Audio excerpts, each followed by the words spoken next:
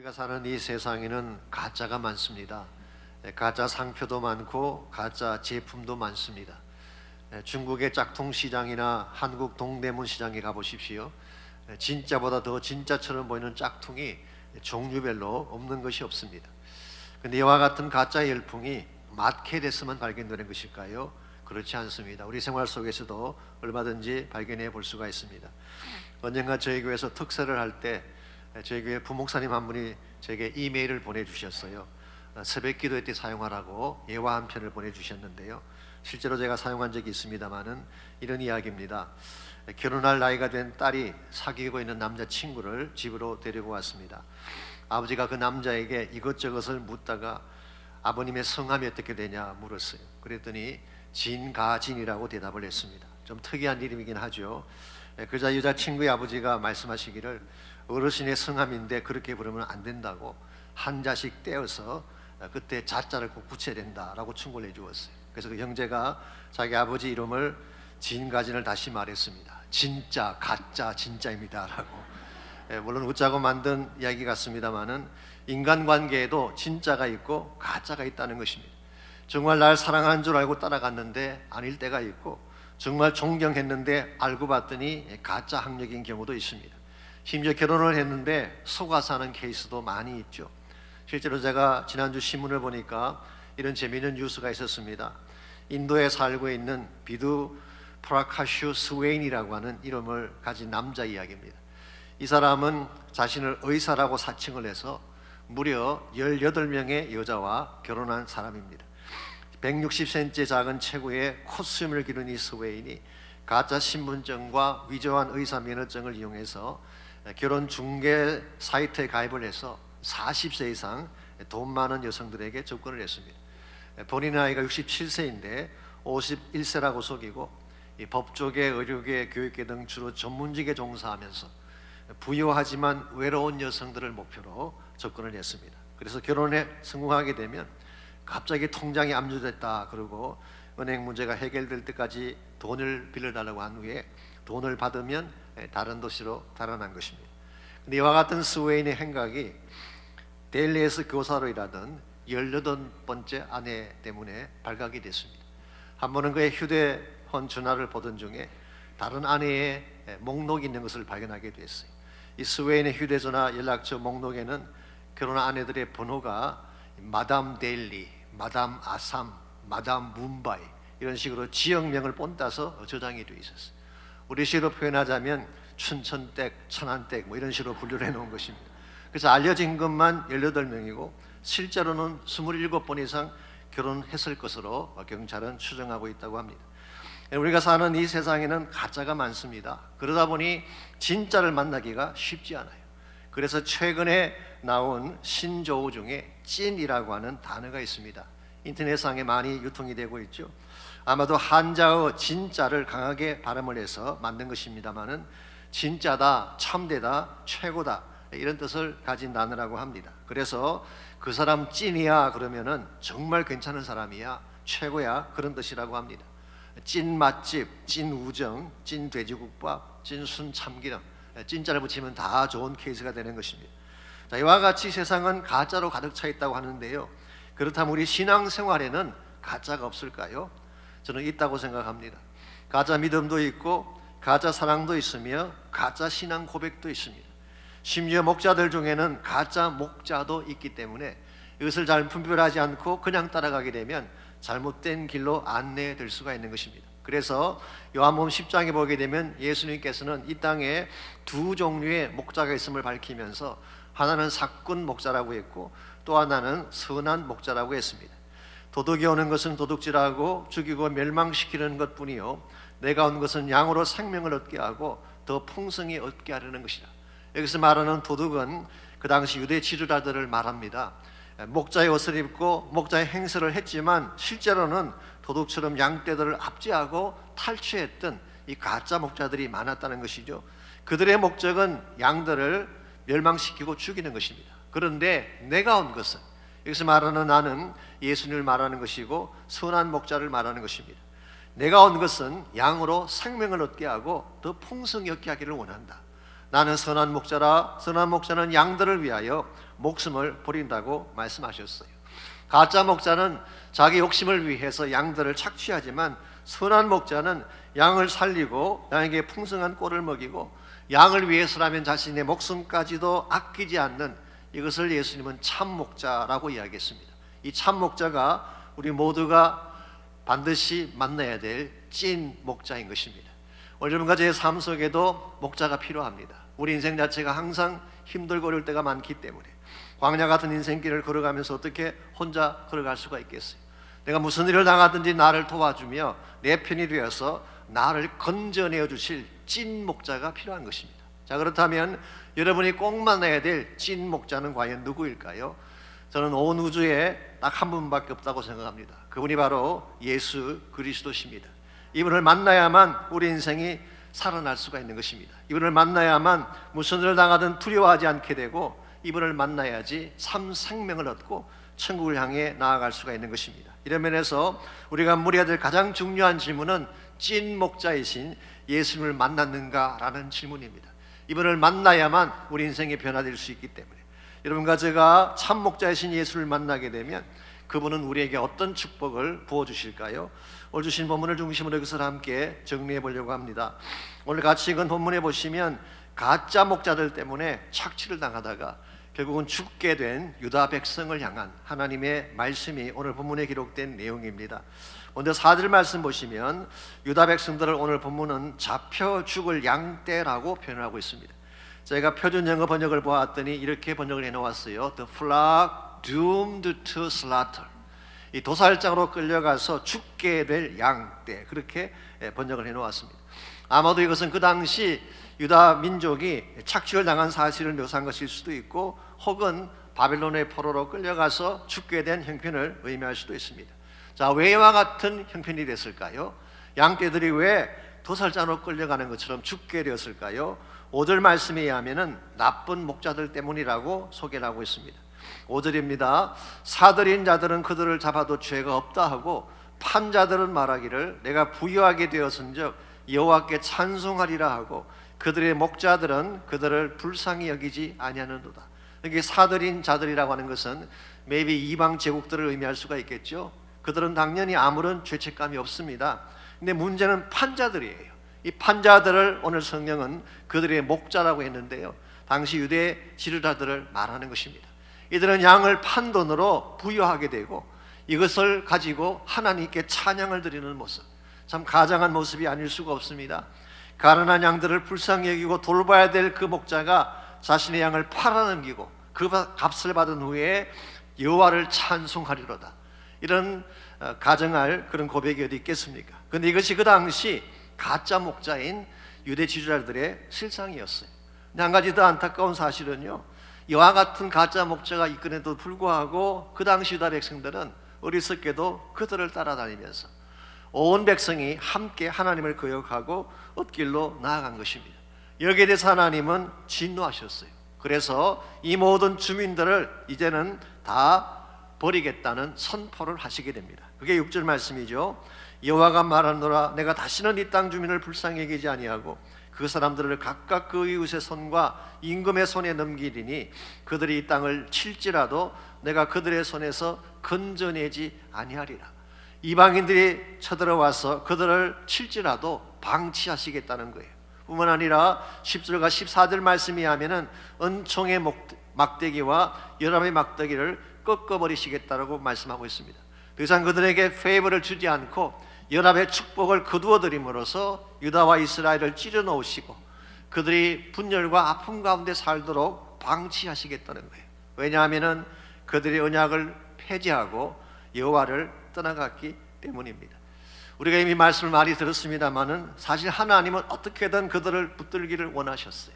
그래서 권면도 하고 책망도 하고 때로는 채찍도 가했는데 그들이 끝까지 거부했기 때문에 이제 하나님이 오케이, go ahead, 놓아버리는 장면을 표현한 것입니다. 로마서 1장에 보면 사도 바울이 God gave up, 하나님의 내버려 두심에 대한 말씀을 하셨잖아요. 사실 이것은 굉장히 무서운 진노라고 할 수가 있습니다. 우리가 무엇을 잘못했을 때에 채찍을 가하시는 것은 아직 희망이 있다는 증거예요. 나에게 간섭하시고 채찍을 가하시는 것은 아직 희망이 있다는 증거인데 하나님이 오케이, go ahead, 내 마음대로 해 라고 선포하실 때, 이때는 모든 것이 끝난 것입니다. 그 당시 유대인들의 모습이 이와 같았어요. 그렇기 때문에 9절에서 죽는 자는 죽는 대로, 망하는 자는 망하는 대로 두리라 라고 말씀하신 것입니다. 여러분과 제가 오늘 이 본문을 여기까지 읽게 되면 솔직히 우리의 마음이 무겁습니다. 희망이 보이지 않기 때문이죠. 그런데도 불구하고 감사할 사실이 있습니다. 오늘 본문을 겉만 보게 되면 심판 메시지로 보이고 당혹스러운 메시지처럼 들릴지 모르지만 사실은 이 말씀 밑바닥에 하나님이 정말 준비하시고 보여주시기를 원하시는 진짜 목자가 숨겨져 있어요. 이 가짜 목자가 등장하는 반면에 하나님이 준비하신 진짜 목자가 있는데 바로 그 목자가 장차 오실 메시아이신 예수 그리스도다, 그런 메시지예요. 사실 오늘 본문의 말씀을 끝까지 읽어보시면요, 어디에도 메시아라고 하는 단어는 등장하지 않습니다. 그래도 불구하고 많은 성경학자들은 오늘 본문만큼 메시아 사역을 선명하게 보여주는 구절도 없다, 그렇게 설명을 하고 있어요. 왜 그럴까요? 오늘 본문의 말씀은 외형상은 스가랴에게 하신 말씀이지만 스가랴에게 주신 분부를 통하여 실제로는 장차 오실 메시아이신 예수님께서 하실 사역을 우리에게 예고해 주는 것이기 때문에 그렇습니다. 그래서 나중에 설명을 드리겠습니다마는 우리 12절 13절을 보게 되면 언삼십에 팔리게 되고 토기장의 밭을 사고 하는 이 모든 것들은 정확하게 예수님에 의해서 성취된 사실을 복음서가 밝히고 있습니다. 오늘 하나님께서는 양떼들을 돌보기를 원하세요. 비록 그들의 죄악 때문에 죽게 되었고 도살자로 끌려가야 마땅한 위치에 선 자들이지만 그래도 하나님은 어떻게든지 그들을 건져내시기 위해서 가짜 목자들이 헝클어 놓은 그 인생 가운데에 하나님은 진짜 목자이신 예수님을 보내서 우리를 살게 하시고 회복케 하신다는 뜻이에요. 오늘 여러분과 제가 아무리 인생이 망가져도 우리의 잘못과 실패 때문에 도살자로 끌려가는 운명에 처한 자가 된다고 할지라도 찐 목자이신 예수님 만나면 회복이 가능한 것입니다. 여러분과 제가 이 주님을 꼭 만나야 돼요. 우리가 예수님 만나게 되면 찐 목자이신 예수님은 여러분과 저에게 어떤 사역을 해주실까요? 오늘 본문을 보시게 되면 하나님의 스가랴에게 분부하신 이 말씀을 통해서 참 목자가 행해 주실 세 가지 사역을 우리에게 소개하고 있습니다. 첫 번째로 우리가 찐 목자이신 예수님을 만나게 되면 돌봄의 사역을 해주십니다. 이 목자가 하시는 첫 번째 사역이 돌보시는 사역. 4절을 다시 보겠습니다. 여호와 나의 하나님이 이르시되 너는 잡혀 죽을 양떼를 먹이라고 하셨어요. 여기서 너는 물론 스가랴를 말하는 것이지만 다시 말씀드리지만 스가랴에게 분부하신 이것이 장차 오실 참 목자이신 예수님의 사역을 말하는 것입니다. 자, 이 목자가 하는 첫 번째 사역이 뭔가요? 먹이라는 것입니다. 여기서 먹인다는 말의 의미는 밥만 준다 그런 뜻이 아니라 필요한 것을 채우고 돌본다는 의미를 갖고 있습니다. 그래서 많은 영어 성경들이 shepherd라고 번역을 했어요. 양을 돌보고 그들의 필요를 채워주라는 뜻입니다. 참 감사한 것은요, 사실은 양떼들이 죽게 된 양떼인데 도살자로 끌려가서 죽을 운명에 처한 그 양떼들인데 하나님은 그들을 살려내실 뿐만 아니라 그들을 먹이고 돌보라고 말씀하고 계세요. 이것이 찐 목자이신 예수님께서 하실 첫 번째 사역이라고 할 수가 있겠습니다. 에스겔 34장 13절 14절에도 보게 되면 동일한 말씀이 기록되어 있습니다. 바벨론 포로로 끌려갔던 그 양들을 목자이신 여호와께서 어떻게 돌보셨는가, 그게 13절 14절에 나와 있죠. 내가 그것들을 만민 가운데서 끌어내며, 이게 구원입니다. 여러 백성 가운데서 모아 그 본토로 데리고 가서 이스라엘 산 위에와 시냇가에와 그 땅 모든 거주지에서 먹이 돼 그랬어요. 이 하나님의 사역, 목자의 사역의 첫 번째는 먹이는 거예요. 먹이되 그냥 먹이는 것이 아니라 좋은 꼴을 먹이고 좋은 우리에 눕게 하며 살찐 꼴을 먹게 하리라. 이게 사실은 목자가 하시는 가장 중요한 사역이고 정확하게 예수님께서 오셔서 여러분과 저를 위해 행해 주신 사역이었습니다. 그래서 요한복음 10장 9절에 보게 되면 내가 문이니 누구든지 나로 말미암아 들어가며 구원을 받고 또 들어가며 나오며 꼴을 얻으리라. 이 들어가며 나오며를 영어로 어떻게 표현하나요? In and out. 여기서 착상한 유명한 햄버거 샵이 있죠. 이 in and out이 여기서 나온 것입니다. 아무리 우리가 연약한 양일지라도 핍절된 삶을 사는 양일지라도 참 목자를 만나게 되며 들어가며 나가며 꼴을 얻게 되고 우리의 필요를 체험받게 된다는 거예요. 여러분과 저의 삶에는 필요가 많습니다. 우리 모두는 연약한 존재이기 때문에 필요한 것들이 많아요. 첫 번째로 피지컬한 차원의, 육체적인 차원의 필요가 있죠. 질병이나 경제적인 어려움이나 먹고 사는 문제들이 다 육체적 필요를 말한다고 할 수가 있죠. 또한 마음의 필요가 있습니다. mental need가 있습니다. 두렵고 아프고 외롭고 우울하고 불안해하는 것, 이 모든 것들이 마음의 필요죠. 세 번째로 영적인 필요, spiritual need가 있죠. 영혼이 가라고 예배와 기도의 창이 막히고 하나님과 관계가 단절되어져서 신음하게 하는 이와 같은 것들이 영적인 필요이죠. 이와 같이 우리 모두에게는 여러 가지 차원의 니드가 있는데 이와 같은 모든 필요를 나 스스로 채울 수가 있을까요? 그건 불가능합니다. 왜냐하면 우리에게는 그만한 자원이 없기 때문에. 그러므로 이 모든 자원을 소유하신 참 목자를 만나야만 그때 우리 삶의 모든 필요가 채워지게 되는 것입니다. 어떤 핍절한 양이라고 할지라도, 어떤 초란 가운데 던져진 양이라고 할지라도 이 참 목자를 만나게 되면 그분은 반드시 우리의 필요를 채우시고 때를 따라 돕는 은혜로 우리를 강하게 만들어 주는 것입니다. 제가 필요라고 말씀을 드렸는데요, 실제로 필요에는 두 가지가 있습니다. 첫째는 영어로 felt need라는 것이 있어요.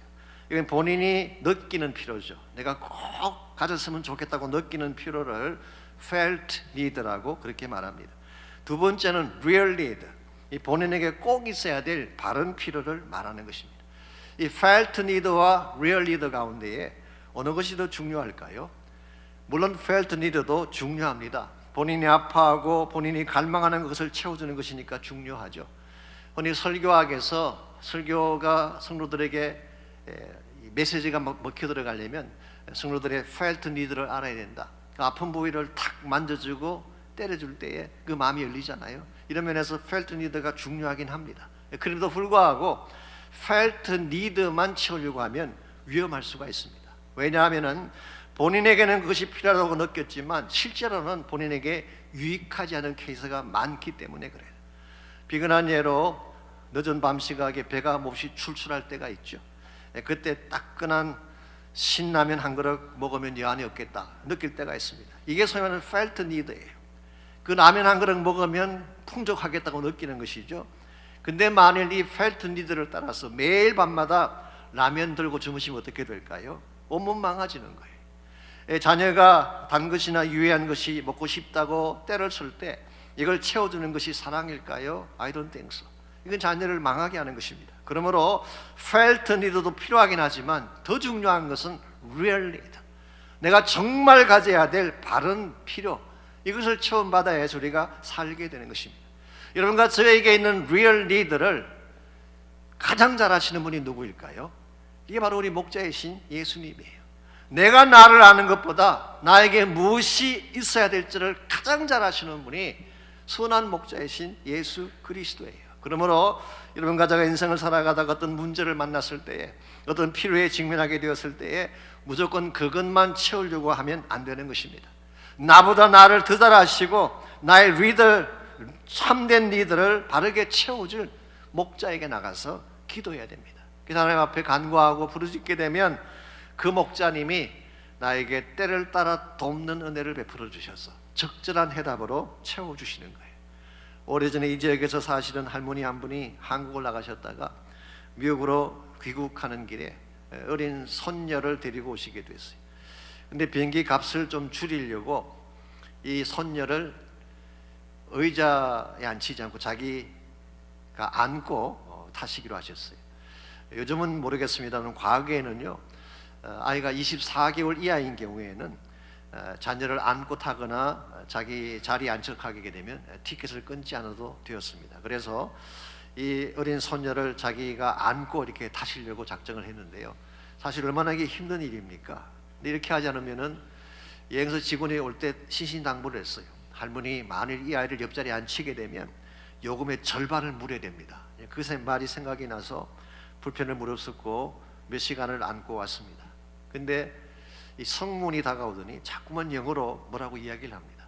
영어를 알아듣지 못하니 할머니가 꼭 이렇게 들렸대요. 이 아이 요금 안 물었지 라고 이렇게 말하는 것 같아서 그냥 무조건 I'm sorry 했어요.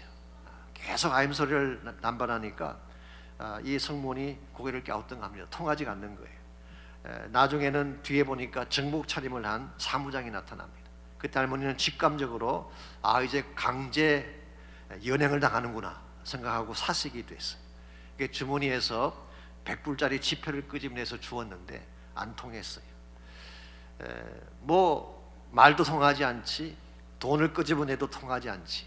그때 이분이 생각난 것이 기도였습니다. 기도하면 하나님이 피할 길을 내시고 때를 따라 돕는다고 하지 않았는가. 그래서 그는 그 자리에서 눈을 감고 간절히 기도했어요. 기도 끝나고 눈을 떠보니까 자기 앞에 웬 한국 학생 하나가 지나갑니다. 그 학생을 붙잡고 좀 도와달라 그랬더니 그 학생이 성문과 이야기를 하더니 다음과 같이 통역을 해 주었어요. 할머니, 이 사람들의 이야기는요, 앞에서 그렇게 고생하지 말고 뒤에 가면 좌석이 많으니까 아이와 함께 편안히 타고 가시라는 말을 한 것이라. 꼭 필요할 때 적절하게 학생 하나를 보내주어서 본인이 생각하는 것보다 더 좋은 길을 열어주시는 케이스, 이걸 뭐라 그런다고요? 때를 따라 돕는 은혜라고 하는 것입니다. 여러분이 하나님께 나가서 기도하게 되면 내가 필요로 하는 것보다 더 좋은 길을 갖고 계세요. 그리고 항상 최선으로 응답해 주시는 것. 그러므로 내가 무슨 문제를 맞이했든지 무슨 필요를 가졌든지 나를 잘 아시고 나에게 꼭 필요한 것을 채워주시는 돌보시는 목자를 만나야 돼요. 그래야지 여러분의 인생이 풍성한 인생으로 바뀌어지게 되는 것입니다. 두 번째로 참 목자를 만나게 되면 보호의 사역을 해주십니다. 우리를 프로텍트 해주시는 사역, 이게 목자가 하시는 두 번째 사역입니다. 팔레스타인 지역에서 목자가 양을 보호할 때는 그 막대기를 가지고 양떼들을 보호를 하죠. 혹은 지팡이라고 부르기도 합니다만은 이 막대기 혹은 지팡이에는 두 가지 기능이 있습니다. 첫째는 내적인 보호의 기능이 있고 두 번째는 외부로부터의 공격을 막는 기능을 가지고 있습니다. 오늘 7절 말씀 보시게 되면 먼저 내적인 보호를 위한 막대기를 이렇게 소개하고 있습니다. 내가 잡혀 죽을 양떼를 먹이니 참으로 가련한 양들이라. 내가 막대기 둘을 취하여 하나는 은총이라 하며 하나는 연합이라 하고 양떼를 먹일세 그랬어요. 아까 4절에서 하나님이 스가랴에게 먹이라고 말씀하셨으니까 이제 7절에 와서 실제로 스가랴가 양떼들을 먹입니다. 근데 먹이는데 그냥 먹이기만 하는 것이 아니라 막대기 둘을 취하여서 양들을 케어한다고 말씀하고 있어요. 이 막대기 그 중에 하나는 은총이라는 막대기이고 또 하나는 연합이라는 막대기입니다. 제가 앞에서 잠깐 언급하고 지나갔습니다마는 하나님은 이 막대기를 꺾어버리셨죠. 그들의 죄악 때문에, 그들의 언약을 폐지했기 때문에 은총도 꺾어버리고 연합도 꺾어버리고 분열과 아픔 속에 처하게 만드셨는데, 장차 오실 예수님은 하나님이 꺾어버린 이 막대기를 다시 회복해서 은총을 베풀고 연합을 베풀겠다는 거예요. 이게 하나님이 사실은 예수님을 이 땅에 보내신 목적입니다. 우리 인간은 죄를 지었기 때문에 공의 하나님은 반드시 우리를 심판하셔야 돼요. 그게 하나님이 마땅히 하셔야 될 일이에요. 그런데 심판은 해야 되는데 심판받아 죽게 될 이 양들을 다시 살리게 하기 위해서, 그래서 하나님이 예수님을 이 땅에 보내시고 예수님께 하신 사역이 우리에게 은총을 베풀고 연합의 축복을 주시는 사역을 하셨어요. 은총이라고 하는 것은 우리 마음속에 주어지는 기쁨을 말합니다. 즐거움을 말합니다. 아름다움을 말하는 것입니다. 사실 우리의 죄악 때문에 망가질 대로 망가지고 더럽혀진 우리 인생이지만 하나님은 은총으로 우리를 덮어주셔서 기쁨과 아름다움을 가지게 하시는 거예요. 연합이라고 하는 것은 찢어진 것을 다시 묶는 것을 말하죠. 갈라지고 깨어진 관계를 예수님께서 오셔서 연합의 막대기를 가지고 다시 화합시켜 주시는 거예요. 이게 에베소서 2장 14절에 기록된 말씀이죠. 그는 우리의 화평이신지라 둘로 하나를 만드사 원수된 것을 허무신다고 했어요. He is our peace. 예수는 우리의 평화가 되신다. 그리고 둘을 하나로 묶어주시는 평화의 하나님, 이게 바로 주님이 십자가에 행하신 귀중한 사역이었습니다. 사실 우리 마음속에는 항상 갈등이 있고 아픔이 있어요. 왜냐하니까 악한 마귀가 계속 우리 마음을 프로보크하기 때문에. 그래서 우리 마음속의 기쁨을 빼앗아가고 좌절감과 절망 속에 살게 하고 죄악에 끌려가게 만드는 것이 악한 영이 행하는 일입니다. 그런데 예수님은 이와 같은 우리 마음 중심에 은총의 막대기를 가지고 기쁨을 회복시켜 주시고 우리의 모든 상처들을 치유하셔서 다시 살게 하신다는 거예요. 여러분 기억하십니까? 사탄은 항상 우리의 부끄러운 과거를 덜쳐내기를 좋아해요. 우리의 실패, 우리의 잘못을 리마인드 시켜주고 너는 가치 없는 존재야 라고 비난의 비수를 꽂는 것이 마귀의 사역이에요. 근데 예수님 사역은 반대입니다. 아무리 마귀가 우리를 그렇게 비난하고 우리를 어큐징 할지라도 주님은 우리를 대신해서 나는 이들을 사랑한다. 이들이 잘못한 것은 사실이지만 나의 피로 깨끗하게 만든 새 사람 된 자들이야. 이렇게 말씀하시면서恩宠으로 우리를 보호해 주시는 것. 이게 사실은 목자이신 예수님이 하시는 사역이에요. 우리가 무슨 일을 당하든지 잘못을 범했을 때에 나를 도와줄 자가 필요해요. 우리 가운데 실패하지 않은 사람이 어디 있나요? 잘못 범하지 않은 사람이 어디 있습니까? 우리 인간은 다 실패하는 것입니다. 근데 실패했을 때 누가 내 곁에서 나를 받아주고 도와주느냐, 이게 굉장히 중요한 것입니다. 미국 유명한 사역자 중에 고던 맥도날드라는 분이 계십니다. 이분은 인터버시티라고 해서 대학생 선교단체죠. 그 선교단체의 총재를 지낸 분이고 책도 많이 저술하셨기 때문에 우리 한국 교회에도 이름이 잘 알려진 그런 분이십니다. 그런데 이분이 사역을 하던 중에 큰 실수를 했어요. 해서는 안 될 잘못을 범한 것입니다. 그 결과 그는 IVF 인터버시티 총재직을 사임하게 되고 모든 사역을 중단하고 책 출판하는 모든 것도 다 멈추게 됐습니다. 몇 년이 지난 후에 물론 이것이 다 회복이 되고 다시 사역을 시작하게 되긴 했습니다만은 이분이 이 고통의 과정을 통과한 후에 남겼던 말이 하나 있어요. 이런 말을 하셨어요. 어떤 허물을 보여주어도 뒤탈이 없을 친구 한 명만 가지고 있어도 그 사람은 행복한 사람이다. 그런 말을 했어요. 제 짐작으로 아마도 이분에게는 그런 친구가 없었던 것 같습니다. 내가 잘 나갈 때는 수많은 친구가 있는 것처럼 보였는데 막상 내가 실패하고 허물을 보여주니까 다 떠나간 거예요. 이게 사실은 세상 인심의 현주소입니다. 여러분이 가진 것이 많고 잘 나갈 때는 누구나 친구가 되려고 다가오지만 여러분이 초라한 자가 돼보세요. 가진 것 없이 무너지게 되면 다 떠나가는 것입니다. 이와 같은 것이 세상 사람들의 인심이라고 한다면 우리의 참 목자이신 예수님은 그렇지 않다는 거예요. 내가 잘났을 때도 내 곁에 계시지만 못났을 때도 여전히 내 곁에 계시고, 내가 성공했을 때도 내 곁에 계시지만 내가 실패자가 되고 최악의 나락에 떨어졌을 때도 여전히 내 곁에 계시며 나를 사랑하고 세워주시는 목자. 여러분, 이 목자를 만나야만 마음의 상처를 이길 수 있게 돼요. 마음에 주어진 고통을 회복할 수 있게 되는 것입니다. 뿐만 아니라 이 목자가 가진 막대기의 두 번째 기능은 외적인 공격을 막아주시는, 그게 8절에 나와 있습니다.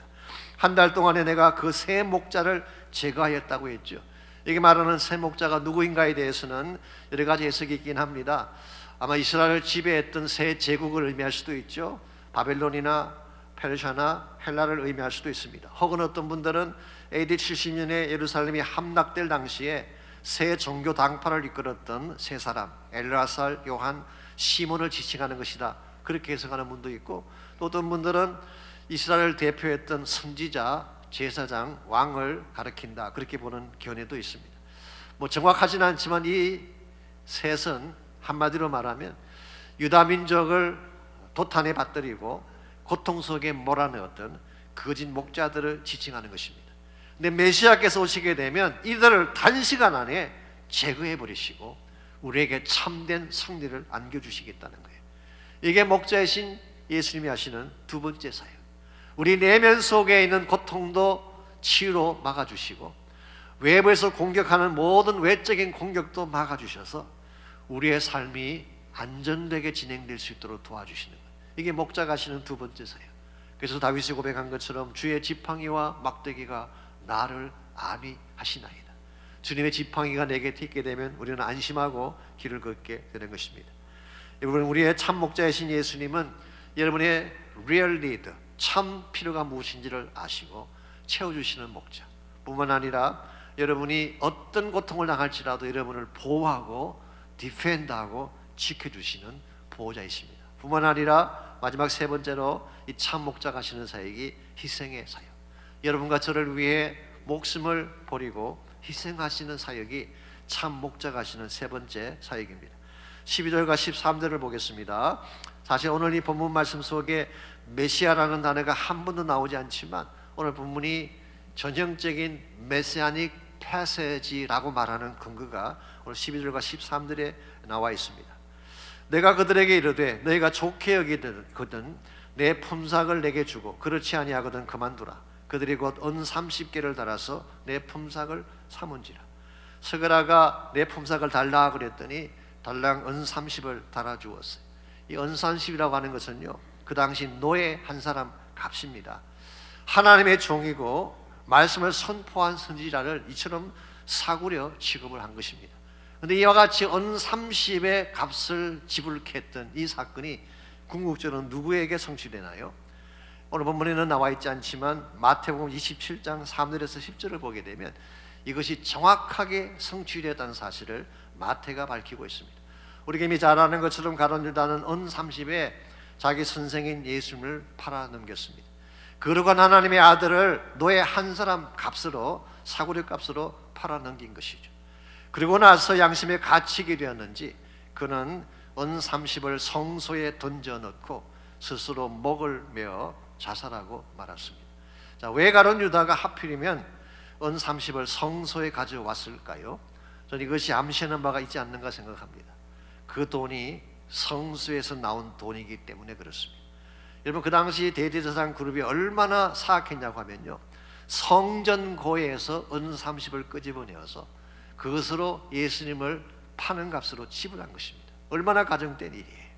이와 같이 성소에서 나온 돈이기 때문에 가룟 유다가 다시 성소에 가져갔지만 대제사장들은 이것을 핏값이라고 선포하고 성전고에 넣는 대신 토기장에 밭을 사서 나그네의 묘지를 삼았어요. 사도행전에서는 그것을 아켈다마라고 불렀죠. 아람어로 피밭이라고 하는 뜻입니다. 오늘도 여러분께서 예루살렘 그 골짜기, 흰놈의 골짜기를 가게 되면 그 밭이 있어요. 마태는 정확하게 바로 이 사실을 오늘 본문의 말씀을 인용하면서 예수님에게 성취된 것이라고 선포하고 있습니다. 여러분, 예수님은 하나님의 아들이시고 거룩한 분임에도 불구하고 은 30에 팔려가셨어요. 가장 사고리처럼 팔려간 것입니다. 그리고 가장 모욕적인 재판을 받고 가장 처참한 형벌인 십자가에서 처형당해 죽으셨어요. 왜 그렇게 하셔야 될까요? 왜 존귀하신 하나님의 아들이, 그 소중하신 거룩하신 분이 이와 같이 산값에 팔려가서 모욕적인 재판을 받고 참혹한 십자가형을 당해야 했을까요? 그래야만 잡혀 죽을 양떼인 여러분과 저를 건져내실 수 있기 때문에, 이게 지금부터 2000년 전에 예수님께서 여러분과 저를 위해 행해 주신 가장 소중한 사역입니다. 나는 선한 목자라. 선한 목자는 양들을 위해 목숨을 버린다고 말씀하신 그 주님이 여러분과 저를 위해 실제로 모든 것을 다 희생하고 그 결과 우리에게 새 삶을 주시고 새 축복을 안겨 주신 것입니다. 오늘 세상 사람들은 이 사실을 모르기 때문에 지금도 십자가를 사구로 취급합니다. 십자가를 멸시하기도 하고 십자가를 부인하기도 하지만 여러분과 저는 그래서 안 돼요. 고린도전서 1장 24절에 기록된 것처럼 십자가에 못 박힌 예수 그리스도가 세상 사람들이 볼 때는 미련하게 보이고 어리석게 보일지 모르지만 우리에게는 하나님의 능력이요 하나님의 지혜라고 했어요. 이 십자가 은혜를 알 때에, 이 십자가의 능력을 알 때에 우리가 회복이 일어나게 되고 참 생명을 하게 살아가게 되는 것입니다. 우리 주변에 아직도 이 사실을 알지 못한 채 가짜 목자에게 속아서 죽음의 행렬을 향해 달려가는 사람들이 너무나 많습니다. 이들에게 필요한 것이 무엇일까요? 복음입니다. 그들에게 진짜 필요한 것은 물질도 아니고 세상적인 영광이나 권세가 아니라 날 위해 죽으시고 부활하신 예수 그리스도의 복음이에요. 이 복음을 바르게 전가하기 위해서 저희 교회에서는 4.17 한생명 축제를 준비하고 모든 분들을 초청해서 그분들에게 참 목자를 소개하기를 원합니다. 여러분 한 분 한 분은 다 이 목자를 꼭 만나셔야 돼요. 이 목자를 만나지 아니하면 고통의 멍에, 상처의 멍에서 치유받을 수가 없어요. 이 목자를 만나지 아니하면 사망에서 생명으로 옮겨질 수가 없어요. 이 목자를 만나지 아니하면 멸망의 폭우 헤어나올 수가 없고 영광의 나라에 도착할 수가 없습니다. 그러므로 우리가 어떤 상황 속에 처할지라도 참 목자이신 예수님을 만나야 되고, 예수님을 통해서 그분이 나에게 베풀어 주시는 이 참 은혜를 받아 누려야지 우리 삶이 새로워지게 되는 것입니다. 오늘 아침 여러분과 저를 사랑하시는 그 목자님이 이곳에 와 계시고 여러분 한 분 한 분을 초청하고 계십니다. 우리에게 마음의 문을 열고 그분께로 나가기만 하면 그분이 우리의 고통의 멍에를 벗겨주시고 우리 삶 속에 있는 모든 슬픔의 밤들을 지나가게 해주셔서 참 기쁨과 자유를 주실 것입니다.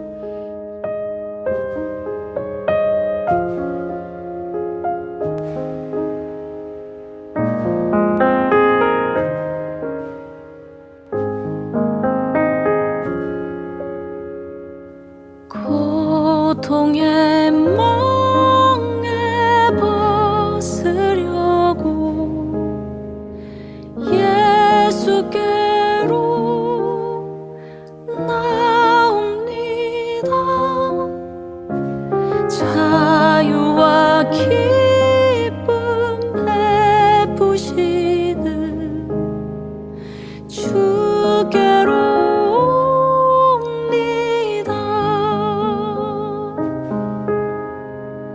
병든 내 몸이 튼튼하고 빈궁한 삶이 부해지며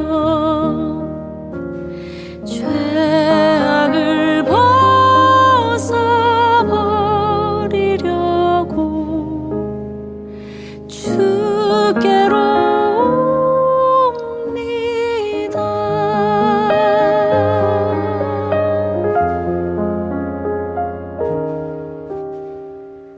교만한 마음을 내버리고 예수께로 나옵니다. 복 되신 말씀 따르려고 주께